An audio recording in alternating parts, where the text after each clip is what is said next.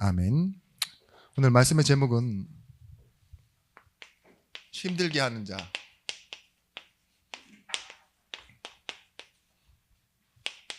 힘들게 하는 사람에게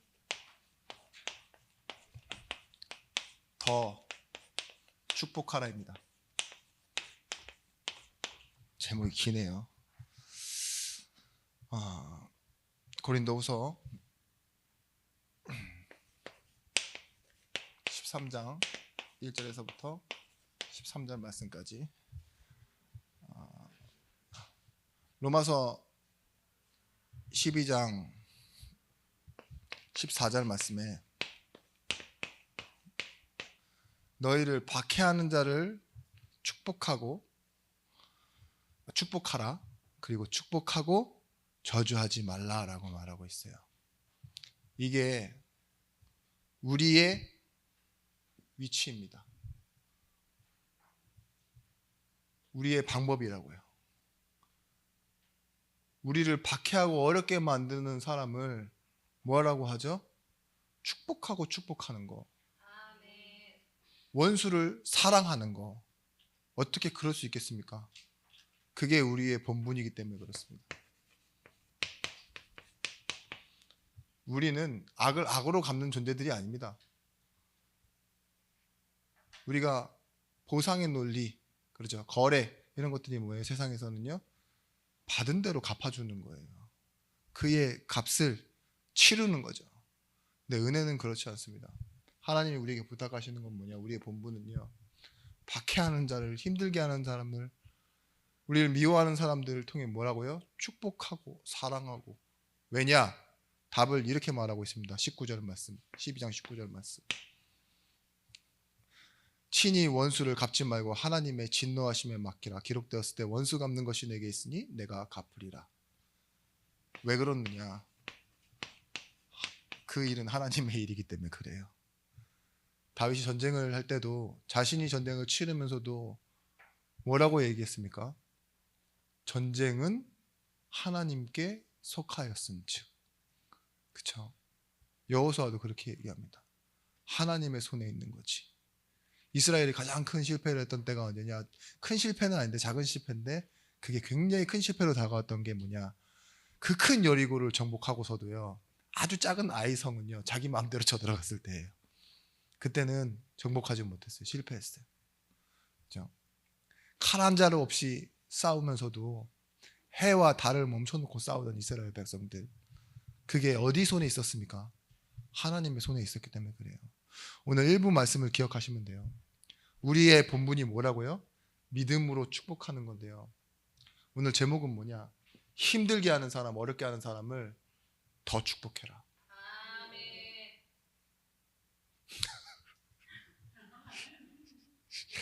진짜 영혼 없는 아멘.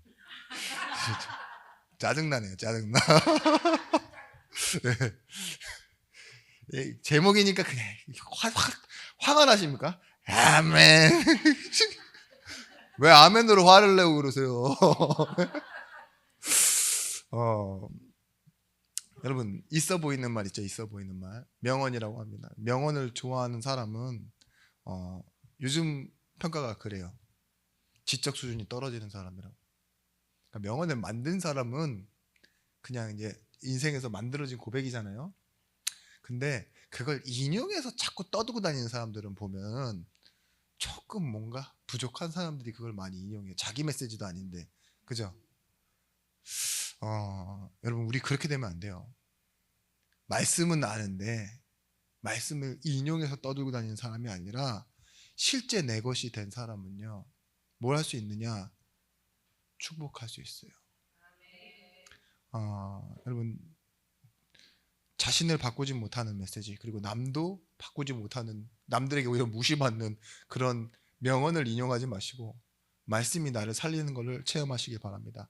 그러려면 뭐 하셔야 되느냐? 여러분, 조금만 하나님이 내게 원하시는 집중하는 메시지를 붙잡으시면 돼요. 저는 진짜 여러분이 먼저 응답 받으셔야 된다고 생각하는 게 뭐냐? 모든 응답은 여러분이 하나님께 어떻게 집중하느냐에 따라 달라집니다. 물론 일주일에 1시간이에요. 1시간. 이제 2부 예배 참석하시는 분들은 2시간이죠. 근데 이 단 2시간이 내 과거에 있었던 문제를 전부 다 인생 메시지로 재해석하게 만든다니까요. 응답을 찾게 만들어냅니다. 현재의 응답들 있죠. 내 지금 현재 앞에 눈에 있는 상황에서 인도받을 수 있도록 뭔가 방향을 붙잡을 수 있게 한다니까요. 그리고 미래에 받을 응답을 기대하게 만듭니다. 그 시간인데 여러분, 깨우기 위해서 하는 말이지만 머리는 너무 잘 듣고 있고 영이 막 감사한데 눈은 어떻게 되겠냐. 자꾸 이렇게 계속 저한테 윙크하시고 막 저는 넘어가지 않아요. 윙크 자꾸 하시고 이렇게 부르르 떨다가 막 이렇게 뭐 머리를 막 이렇게 움직이시는데 긍정에 이게 움직이시는 게 아니라 엇박자로 움직이시더라고요. 막 그래요. 뭐 하시면 되느냐? 이 집중한다는 건 예배를 중심한 삶의 응답을 받는 거예요.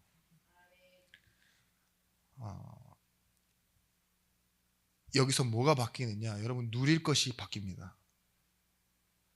아까 지금 이 제목에 나와 있는 것처럼 이 힘들게 하는 사건, 어려워지는 갈등해야만 하는 사건이요, 여러분 답을 내게 돼 있어요.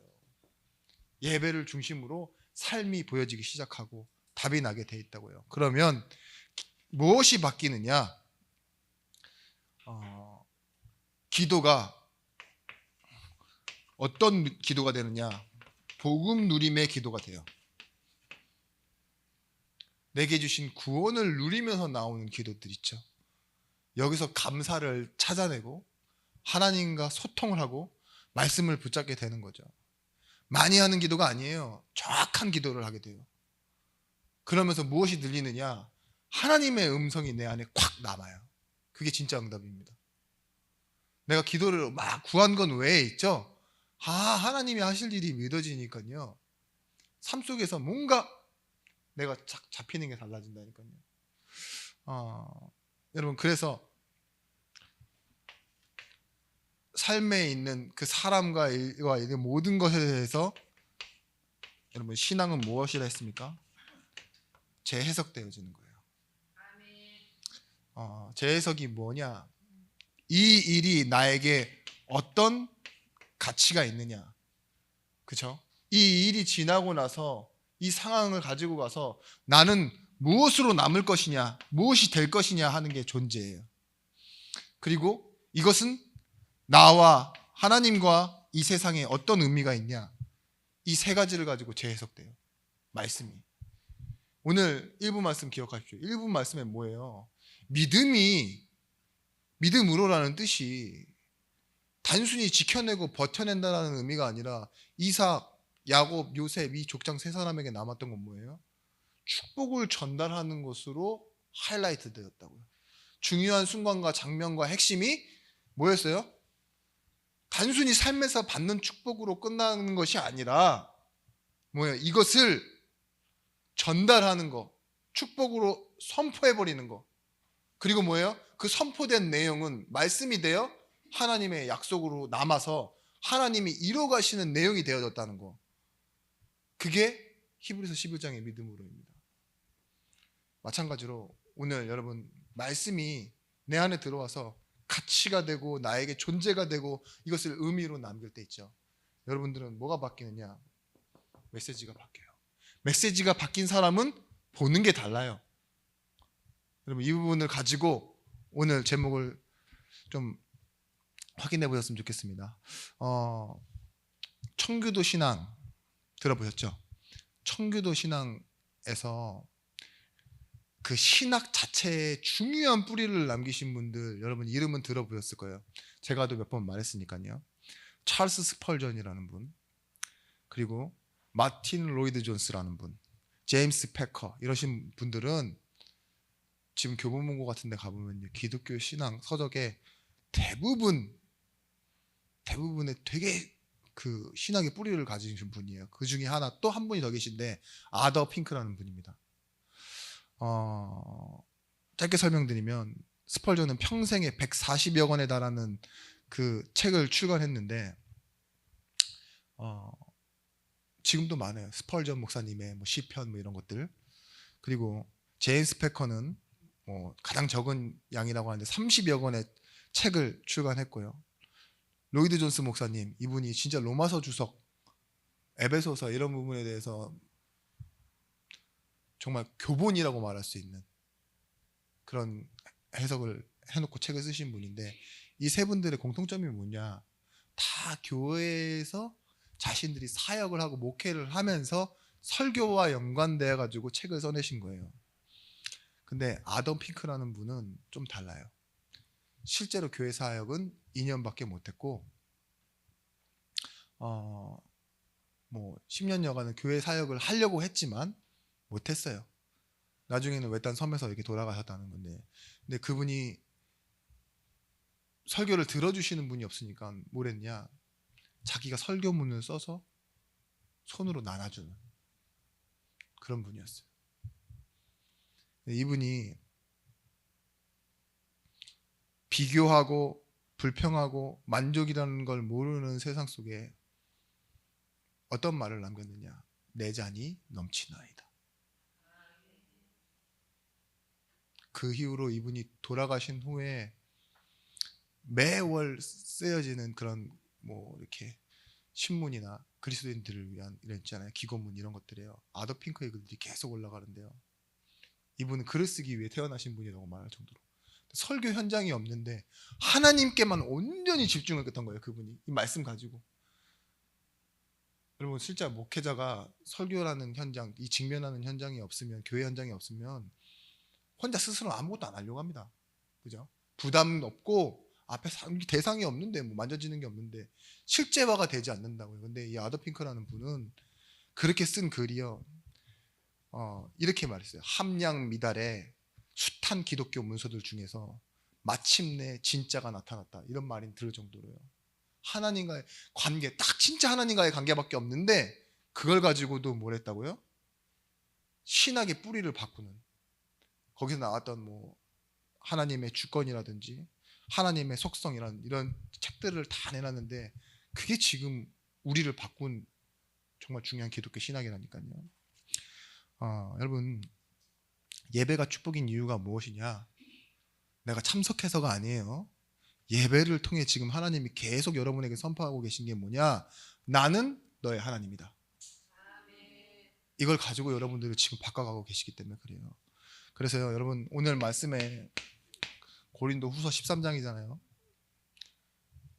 바울이 이 고린도 교회, 문제 많은 교회, 오늘 우리 성경을 읽으면서도 웃었죠. 내가 돌아가면 너희를 용서하지 아니하리라, 이렇게 말했던 그들에게 지금 뭘 하고 있습니까? 회개하라고 말하고 있어요. 그런데 그냥 회개하라는 게 아니에요. 원리 원칙 가지고가 아니라 축복을 아는 회개, 이걸 하라는 거예요. 그래서 여러분, 이 회개는 뭘 하게 할 수 있느냐? 사람을 돌이키게 할 수 있는 거예요. 이것도 축복입니다. 잘못된 길에서 돌아와라 라고 말할 수 있는 거 있죠. 그게 축복 아닙니까? 바울이 지금 고린도 교회가 문제를 당하고 있는데 정죄하고 막 용서하지 않고 그대로 끝나버려라, 심판을 당해라, 이렇게 얘기하지 않고요. 뭐예요? 네 안에 계신 그 하나님, 내가 성전이다, 예수께서 약하심으로 말미암아 죽고 부활하시지 않았냐, 우리도 약하다. 그런데 뭐하래요? 이제 하나님이 우리에게 주신 것이 무엇인지를 확인해라, 이렇게 얘기하고 있는 거예요. 여러분, 그리스도인이라는 말 자체가 무엇입니까? 우리의 소속, 우리의 현재 위치를 말하는 거예요. 그리스도 안에 속해 있고 그리스도에게 붙잡힌 자를 그리스도인이라고 그래요. 내가 믿는다 하는 게 그리스도인이 아니에요.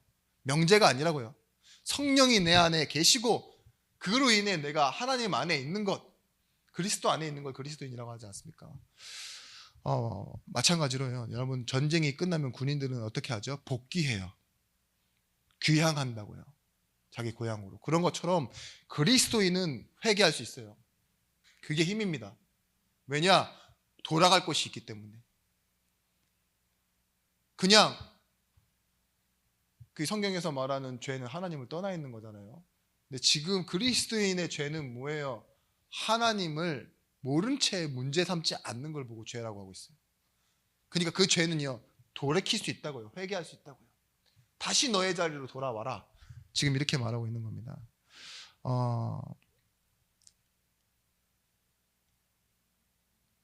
다시 말씀드릴게요. 성경이 말하는 죄는 하나님 떠나 있는 죄의 상태라고 했죠. 근데 지금 여기서 말하고 있는 성경이 말하는 죄는 뭐라고요? 그리스도인이 돌아오지 않는 게 죄. 문제를 알고도 그 자리에 머물러 있는 걸 보고 죄라고 한다고요. 그래서 회개하라고 말하는 거예요. 여러분, 그리스도인 구원받았다는 건 거듭남 이거예요. 새로 태어났다 이 소리죠. 그런데 여기서 무엇이 바뀐 거냐? 눈이에요. 눈. 어떤 눈이냐? 보던 거 똑같이 보이는데요. 무엇을 인식하느냐? 하나님이 보고 계신 것을 내가 보는 거예요. 그 인식이 바뀐 것을 얘기합니다.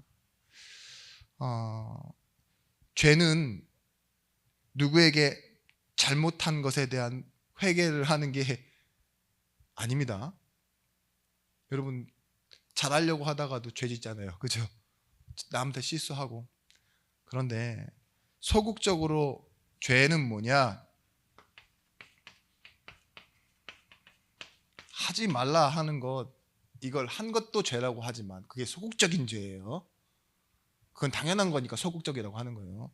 적극적으로는요,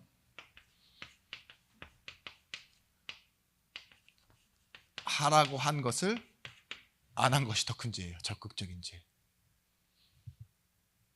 뭔 말인지 아시겠어요? 십계명의 율법은 유대인들이 다 지키려고 했지만 지켜지지 않는다는 걸 알았어요. 그렇죠? 근데 하라고 한 것을 안 한 것은 더 적극적인 죄라고. 하나님이 우리에게 부탁하신 게 뭐죠? 뭘 부탁했습니까? 너는 마음을 다하고 뜻을 다하여 하나님 사랑하고 네 목숨과 같이 내 이웃을 사랑해라. 해라. 하라고 한 것. 네, 하라고 한 것.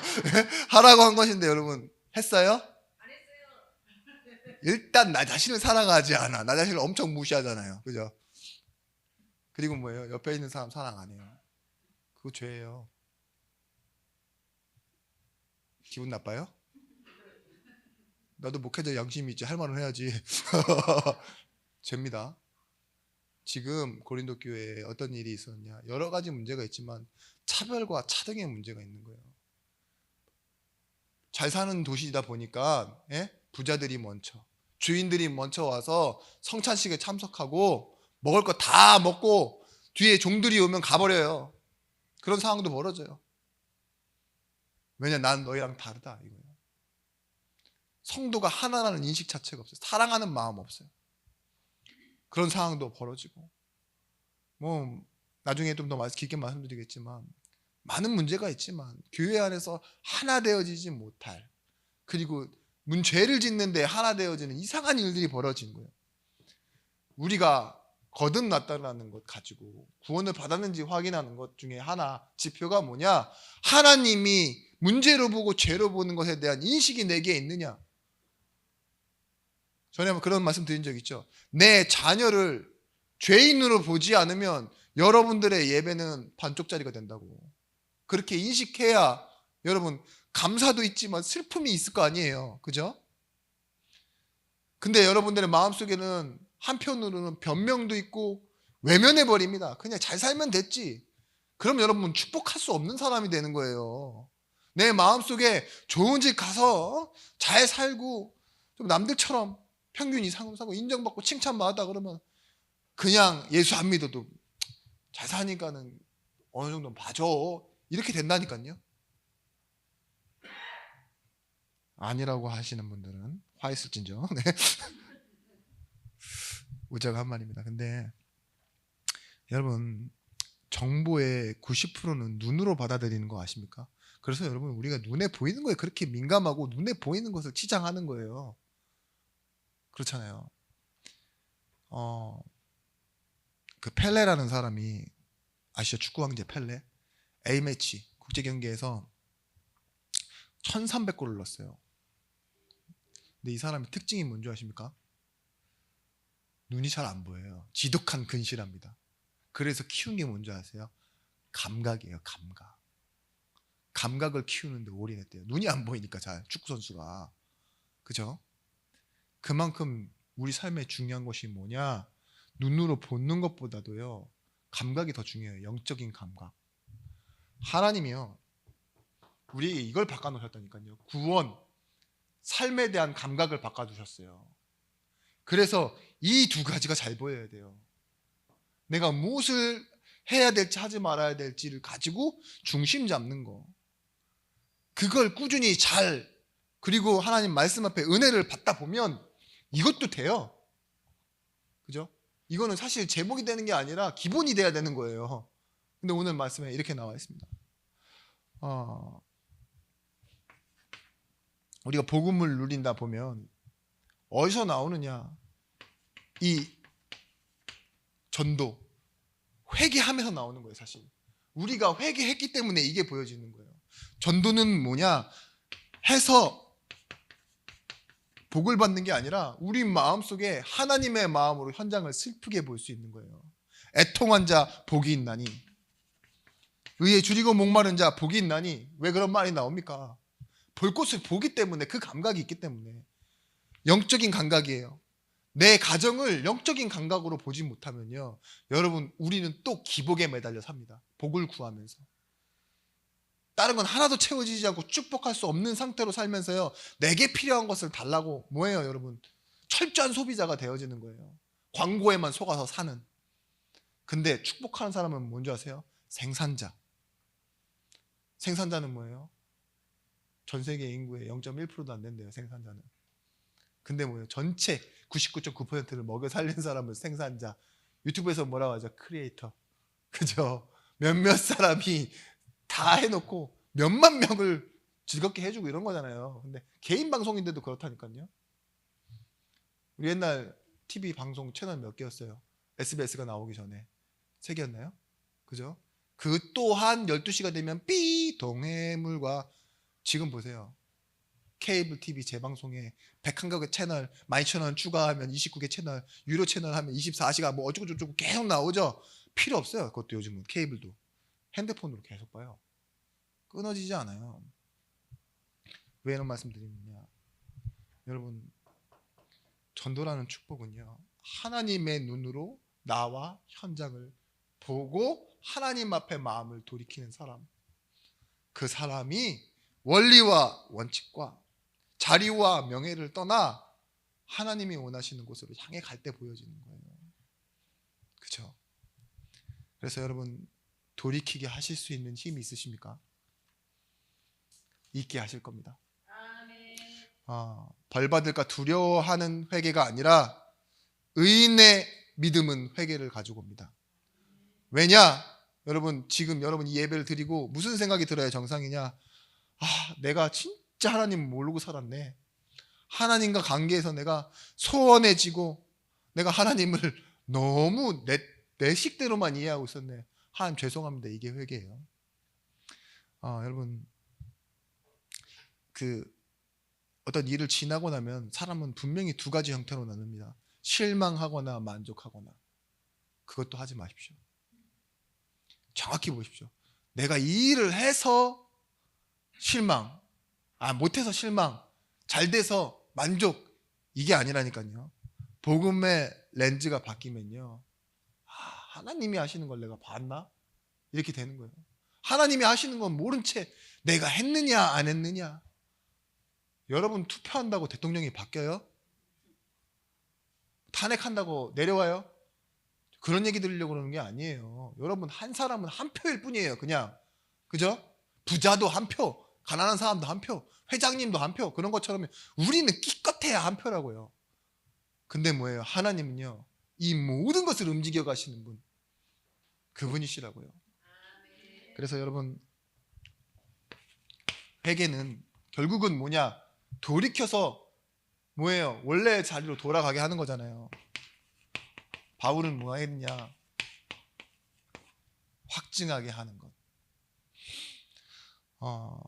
이 확신 없는 신학은 언제 무너질지 몰라요. 바로 세우는 거예요. 확증하게 해서 세우는 응답을 받는 겁니다. 여러분, 대부분의 사람들이요, 착각하고 교만해요.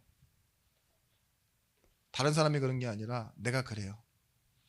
내가 믿는다고 착각을 하고 살아가요. 알고 있는 것만 알고 있으면서 모르는 것은요, 모르기 때문에 계속 모르려고 엄청 노력하고 있는 자신을 몰라요. 알고 있는 것만 더 알려고 하지.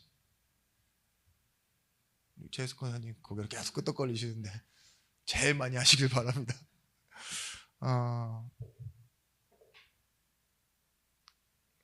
그 메타인지 말씀드렸잖아요. 메타인지가 뭐냐면 알고 있다라고 생각하는 사람한테 한번 말해봐 이랬을 때요, 한마디도 못하는 사람이 있어요. 또 말하려고 하다 보니까 정말 이상한 걸 많이 말하는 사람이 있어요. 그때 이게 보고 이제 지표예요. 메타인지라는 건 뭐냐? 내가 아는 것은 알고 모르는 것은 모른다라고 알고 있어야지 아는 것만 계속 머무르지 않는 거예요. 그래서 모르는 것에 대해서 알고자 하게 되어지는 게 메타인지라 그래요. 뭐 시대적 용어입니다. 그렇지만 제가 요즘 이제 나이가 좀 들었잖아요. 그리고 설교 현장 목회를 이렇게 조금 보면서 특히 목사님들이랑 많이 얘기하면서 어떤 생각을 많이 하게 되느냐?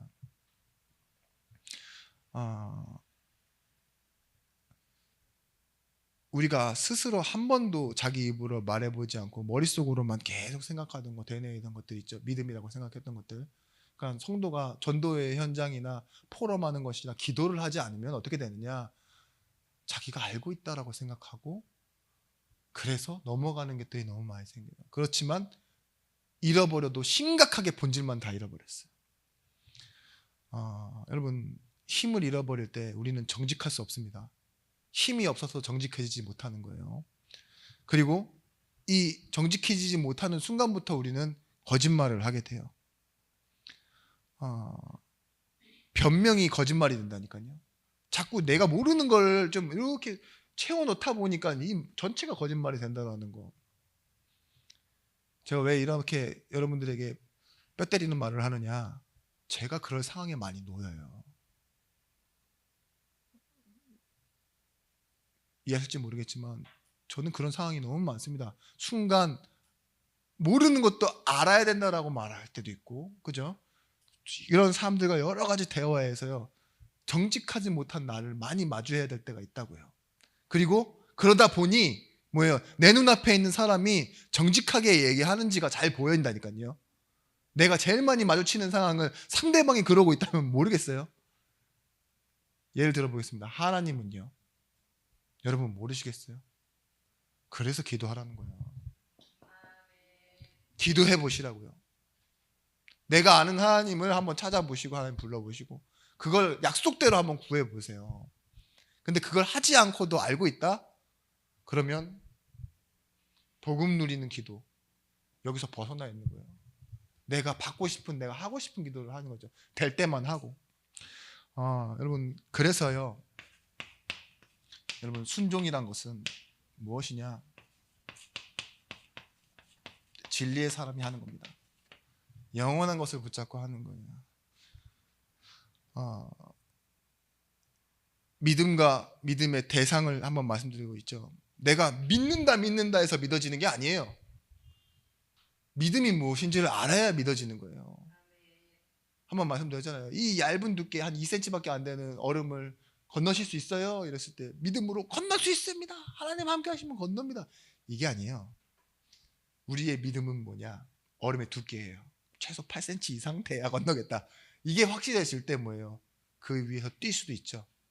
어떤 사람은요, 얼마나 확실했는지 강에다 차를 끌고 바로 올라가 버리더라고요. 근데 안 부서져요. 얼음이 두께가 있으니까. 그렇잖아요. 우리는 뭐예요? 반석이라고 했어요. 반석. 왜 반석이냐?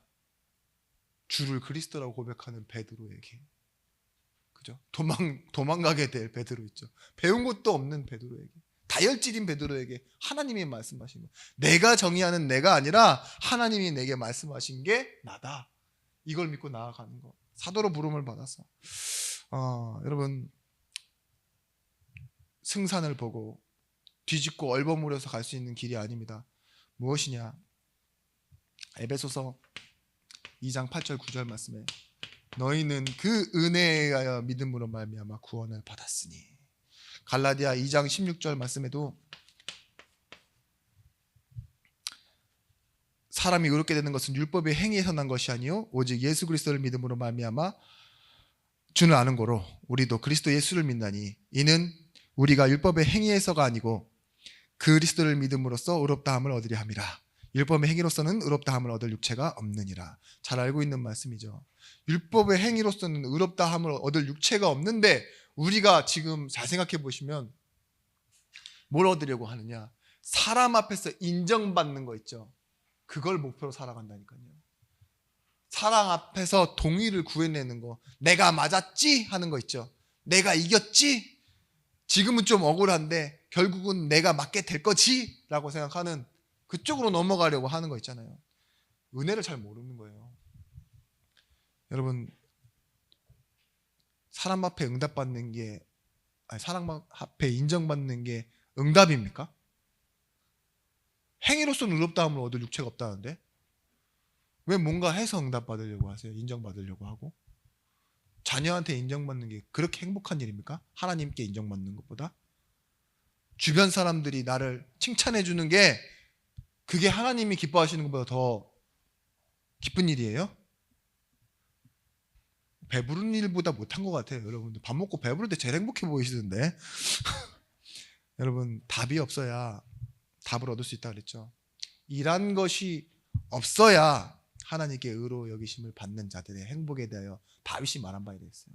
일한 것이 어떠한 목적을 갖게 되고 일한 것이 어떤 결과로 나타나기를 바란다면 내 일한 것이 답이 되는 거예요. 근데 내 일한 것이 아무것도 없다, 난 답이 없다라고 생각되면요, 말씀이 은혜가 되는 거라고요. 하나님의 말씀이 답이 되는 순간이 옵니다. 그걸 보고 뭐라 그러냐? 로기조마이, 하나님의 방식. 의롭지 않은데 의롭다 여겨주시는 거 칭의예요. 여겨주심. 여러분, 그래서요, 이 회개를 통해서 우리는 축복할 수 있는데 우리에게 있는 연약함이 치유됩니다. 나를 드러내려고 하는 것들이 있어요. 여러분, 대부분 신앙생활 그렇게 해요. 근데 그렇게 드러내려고 하는 것이 뭘 놓치게 만드느냐? 우리 인생의 목적인 하나님의 영광을 놓치게 만들어요. 여러분, 가끔 포럼하다가도 여러분 뜨끔뜨끔 해야 돼요. 응답을 얘기하다가도 가끔 미안해야 돼요. 왜 그런 줄 아세요? 나를 드러내려고 하는 모습이 나오면 하나님의 영광 앞으로 가지고 오는 거예요. 그게 우리의 연약함인데 그걸 치유할 때 우리가 응답받아요. 오늘 말씀에 바울이 말하는 것이 뭐냐? 온유함을 갖는 자라고 했어요. 이 온유함은 무엇이냐? 힘입니다. 어디서 얻어진 힘이냐? 훈련받아서 얻어진 힘.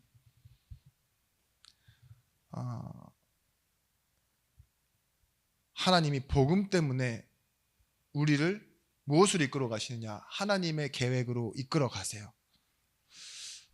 갈라디아 5장 22절에서부터 23절 말씀에 어떤 열매를 주셨다고 했냐? 성령의 열매 9가지 열매를 주셨어요. 사랑과 희락과 화평, 온유와 자비와 양성과 뭐죠? 나중에 충성과 온유와 그 다음에 뭐예요? 절제. 근데 이 열매를 우리 인생에 우리가 맺은 열매라고 얘기하지 않고 성령이 맺은 열매, 성령의 열매라고 해요. 아시겠죠? 거기에 마지막이 뭡니까? 절제예요. 그 앞에가 온유고요. 우리가 온유하다, 이 말은 진짜 그냥 멍청이같이 바보처럼 당한다 이 소리가 아니에요. 참아낼 수 있는 힘도 있는 거예요. 왜냐? 그렇게 훈련받았기 때문에. 박해하는 자를 축복하라. 축복하고 갚지 말라고 얘기하잖아요. 그 이유가 뭐예요? 우리는 그렇게 훈련 받아 가는 거예요. 하나님의 방법대로 사는 우리 무엇을 바라보시면 되느냐? 고린도전서 8장 8절에서부터 9절 말씀. 음식은 우리를 하나님 앞에 내세우지 못하나니 우리가 먹지 않는다고 해서 더 못 사는 것도 아니요 먹는다고 해서 더 잘 사는 것도 아니니라. 그런즉 너희 자유의 권리가 믿음이 약한 자들에게 걸려 넘어지게 하는 것이 되지 않도록 조심하라. 우리가 믿음의 자유와 권리가 있습니다. 근데 그걸 사용하지 않아요. 왜 그런 줄 아세요? 그 고기 먹는 것 때문에 걸려 넘어지는 성도가 있을까 봐. 먹는다고 해서 더 잘 사는 것도 아니고 먹지 못한다고 해서 더 못 살게 되는 것도 아니다. 이거 아무것도 문제가 아니다. 그리고 응답도 아니다. 잘 살게 되어지는. 이런 건 넘어서라. 그렇게 얘기해서 너희 권리를 뭐예요? 다 사용하지 않는 게 너희의 힘이다. 이렇게 얘기하고 있어요. 데살로니가 후서 3장 9절 말씀에 바울은 이런 경우가 굉장히 많습니다. 설명을. 우리에게 권리가 없는 것이 아니오 오직 스스로 너에게 본을 보여 우리를 본받게 하려 함이라. 자유가 주어지는데 그걸 쓸 수 있다고요. 근데 어떻게 쓰느냐? 권리로 쓰는 사람이 있고 책임으로 쓰는 사람이 있어요. 같은 말이죠. 권리와 책임은. 권리를 가지면 책임을 갖게 되는 거니까. 근데 권리만 주장하는 사람이 있고 이걸 내가 가지고 책임지는 사람이 있다니까요. 우리 얼마 전에 교회에서 회의를 하는데 뭐 설거지 얘기했죠. 근데 그걸 뭐냐? 나도 똑같은 한 사람의 한 표다. 권리로 말하는 사람이 있고 어떤 분은 책임이라고 얘기해요. 그래, 성도는 그걸 하나를 책임을 쓰는 거야. 제가 다 할 수 있어요. 뭐 이런 말 하시는 분도 있고. 근데 꼭 그러실 필요는 없어요. 한 가지 예입니다. 하나님의 방법을 이해한 사람은요, 계산법이 달라요. 그걸 보고 뭐라 그러냐? 하나님께 더 맞춰진 사람의 계산법, 헌신. 여러분, 우리는 뭘 할 수 있느냐? 이걸 가진 사람이기 때문에 그래요. 하늘의 상급. 바울이 빌립보 4장에 뭐라고 하니까 내가 궁핍함으로 말하는 것이 아니라 어떠한 형편에서도 자족하게 됐다. 이게 뭐예요? 훈련이에요. 힘. 어떠한 형편에서도 배고픔에도 비천함에도 풍부함에도 처할 줄 아는 일체의 비결이 내게 있는데 그걸 가지고 뭐 할 수 있다요? 내게 능력 주시는 자 안에 있기 때문에 모든 것은 감당할 수 있다. 여러분, 내 스스로가 자족할 수 있고 그걸 가지고 감당할 수 있는 힘, 이게 내게 능력 주신 자에서 모든 것이에요. 여러분, 다른 축복이 필요하겠습니까? 이미 받은 축복을 누리고 있는데 여러분, 그래서요 마태복음 16장에 나와 있는 말처럼 24절의 말씀이죠. 자기를 부인하고 무엇을 가지고 따라올지니라 자기 십자가를 지고 따라올지니라. 그게 뭐예요? 감당이에요. 이건 내 일이에요. 셀프 아시죠? 셀프. 마지막 성령의 9가지 열매 중에 셀프 컨트롤, 절제예요. 자기가 자기를 하는 거. 근데 이 셀프 똑같은 말이에요. 자족. 어떤 말이냐? 셀프. 물은 셀프. 그죠? 그 말은 뭐예요? 주문과 별도로 분리되어 있기 때문에 네가 알아서 해가 물은 셀프입니다. 주문과 상관없이 물은 네가 갖다 먹어요. 축복도 마찬가지예요. 우리가 구원을 받고 모든 거 다 있는데 셀프가 있어요. 이건 내가 해야 된다는 거. 바울이 그 셀프를 찾아낸 거예요. 이건 내가 감당해야 될 일이다. 응답 받을 필요 없어. 내게 능력 주시는 자 안에서 내가 감당할 일이다. 그렇죠? 바울이 그래서요 자기 생명을 뭐라고 해요? 복음을 위하여 조금도 귀한 것으로 여기지 않는다. 이건 내 생명은 자기 거라고 생각했는데 뭐예요? 하나님의 복음을 위하여서 내 것을 드리겠다 이거예요. 내 거 셀프. 그걸 보고 셀프 헌신. 말이 안 되나? 그래요. 이 시간에는 못던 말을 해도 잘 은혜가 반이고 저주도 반인 것 같습니다. 뭘 해도 애매한 상태. 신명기 28장 6절 말씀에 뭐라고 말하고 있냐? 내 하나님 여호와를 말씀을 삼가 듣고 내가 오늘 내게 명령하는 그 모든 명령을 지켜 행하면 내 하나님 여호와께서 너를 세계 모든 민족 가운데 뛰어나게 하실 것이다. 이러면서요, 청종하면 모든 복이 임하고 몸과 자녀와 토지와 짐승의 새끼까지도 복을 받을 것이고 몸의 자녀, 그 다음에 떡반죽의 그릇까지도 복을 받을 것이고, 그러면서 뭐 하느냐, 26절 28절 6절 말씀에 들어와도 나가도 복을 받을 것이라. 선택의 여지 없이 이거 해도 복 받고 저거 해도 복 받는다. 그죠? 성령인도라고 하죠. 할렐루야. 네. 얼마나 좋아요. 이거 해도 복 받고 저거 해도 복 받는 거. 예? 뭐 이거 하면 좀 아쉽고 이거 하면 잘 되고 이게 아니라니까요. 이걸 보고 뭐라고 하냐? 만사의 모든 일에 저주받아야 되는 인생이, 들어와도 나가도 저주받는 인생이 만사형통. 왜냐? 하나님이 하시는 일에 우리가 함께하기 때문에. 그래서 여러분, 구원은 이미 시작된 축복입니다. 이미. 그렇지만 하나님이 아직 하실 일이 있어요.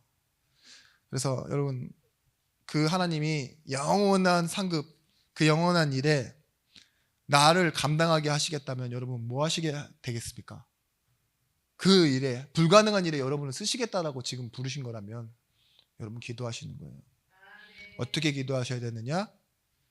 아들을 놓고 믿음을 달라고 구했던 아버지처럼. 가능하시다면, 할 수 있으시면이 아니라, 왜요? 믿으면 산을 옮긴다. 믿으면 할 수 있느냐. 능치 못한 게 없다. 그러면 제게 믿음을 주옵소서. 말했던 것처럼요. 불가능해 보인다고 안 돼 하고 안 믿고 손 놔버리는 게 아니라요. 뭐 하면 돼요? 믿음을 내게 주옵소서. 그 기도를 하시기 바라요. 여러분, 전도 이 응답을 받으셔야 돼요. 사도행전 10장 24절 말씀에 누가 돌아오느냐? 진짜 무서운 사람이 돌아옵니다. 고넬료라는 사람. 어떤 사람이에요? 로마 사람이에요. 그것도 군인, 굉장히 고위직 군인이 오는데요. 이건 초대교회의 가장 큰 위협이에요. 그런데 이 고넬료가 예수는 만유의 주라고 말하면서요, 무릎 꿇어버려요. 그때 뭐예요? 이걸 본 사람들이, 이 한 사람의 회개로 말미암아요, 많은 제사장의 무리와 또한 이미 예수를 알고 있는 성도들이요, 힘을 얻기 시작했어요. 그게 축복이에요. 돌이키게 하는 거예요. 그렇게 보니까 뭐예요? 그냥 우리 신앙에만 갇혀 계신 하나님이 아니라 만유, 만왕의 왕이신 그 예수.